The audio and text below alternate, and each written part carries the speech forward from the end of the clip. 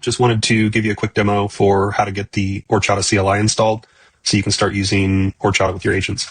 So first thing that we're going to do is we're just going to run an install command. We're going to install it globally, and I'll put this in the package in the comments.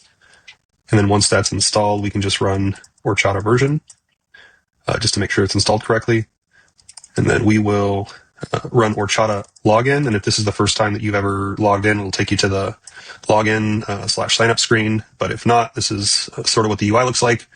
We'll go down here to API keys, and then I'm going to create an API key, and I'm going to give it read, write, and delete all permissions because I want the agent to be able to use this basically as its new file system.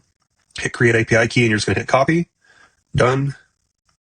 Close this out, and we're just going to paste that into the CLI right there. You'll see API key saved, and then one way that you can check and make sure that this is working is just Orchata spaces list, and then you'll see a list of spaces there. And then the next thing that you want to do is you want to run the skills install. So you'll just do mpx skills add, and it's Orchata AI Orchata skills. And then what this will do is it'll clone this repo, and then there's two skills to install. There's one for the CLI and one for the MCP. The MCP you can use with things like Claude Desktop. And then, choose the agents that you want to install it with, and then just hit select project or global. We'll do global in this case. We'll just hit symlink, and then yes.